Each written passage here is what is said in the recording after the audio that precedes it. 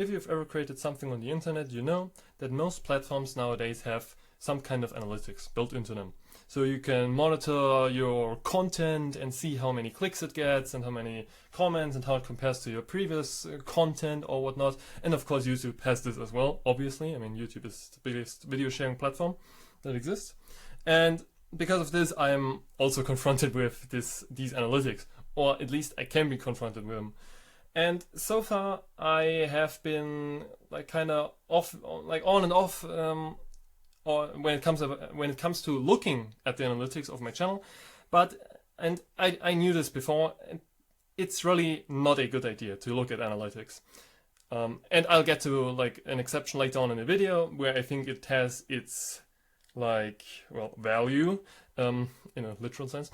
But no, okay, so there is of course an exception to all of this, but like if you just want to create stuff like you find cool or that interests you and you want to share it with people, analytics is the worst, honestly, because analytics shows you, like, analytics kind of corrupts you.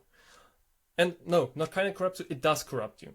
Because whenever you look at a graph or at like numbers, you're kind of like enticed into this realm of numbers and progress and like comparisons and like how your content correlates with these numbers and stuff like that.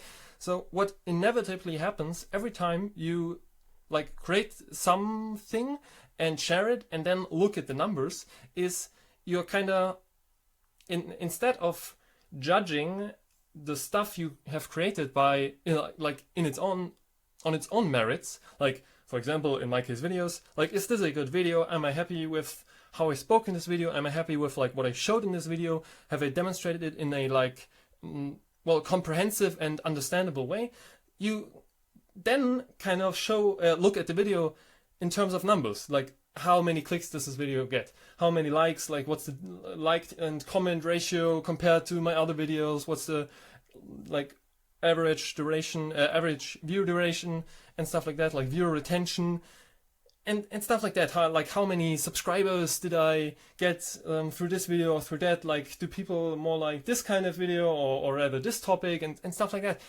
And even if you don't want to do that, like even if you think, well, I don't care about numbers, like I just want to do my stuff, you are inevitably corrupted by it, I think. Well, at least I am. I mean, people are different, and maybe there is like some kind of person who can like quote unquote resist this kind of stuff, but I don't think that works out long term. So yeah.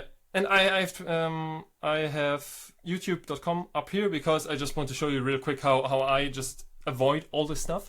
Because I found you can very easily avoid all kinds of numbers, well, almost all kinds of numbers, and still upload videos and reply to comments and stuff like that. And it's pretty simple. So the way I do it is I just go to the YouTube homepage, and up here there's this notification thing. And if I pull that up, I see all my notifications, so all my comments and stuff like that. And I mean, yeah, that's kind of the number thing. And I can reply to them here. No, not here. Yeah, if I click on it and then I can reply to it or whatever. Yeah, reply or like it or heart it or whatever. So yeah, I can still do that. And I can still upload stuff by clicking on this create thing and then upload video. And then I get taken to the Creator Studio YouTube page where you see all these numbers and all the graphs and all your channel content and videos and blah blah and all this stuff. And let me make this a bit bigger.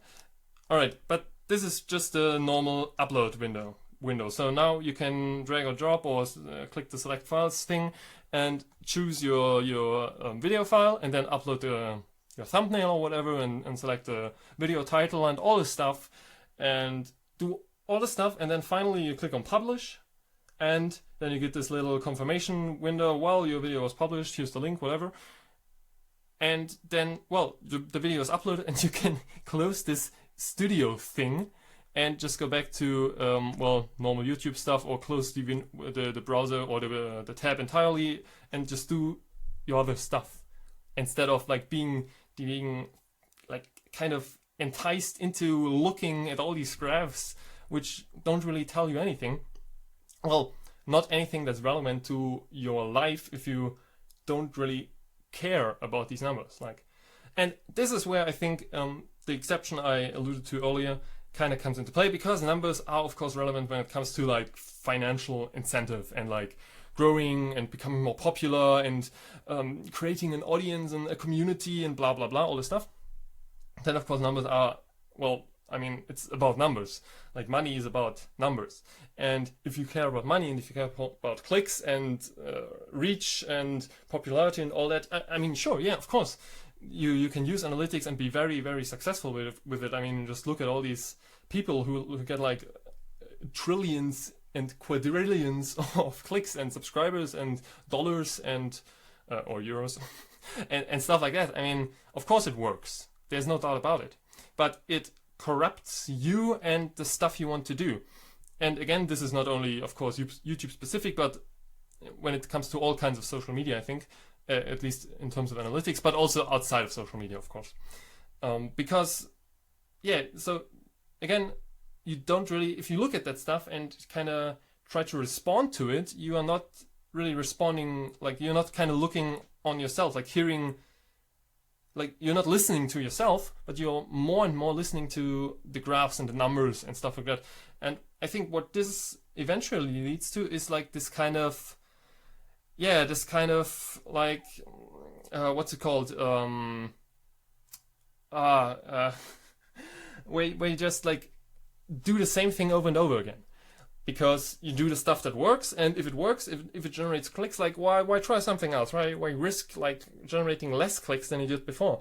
So you kind of end up in a like, well, you could even say, like, mathematically speaking, you kind of inevitably end up in a like local maxima or local maximum, where you just kind of find your niche and do your stuff.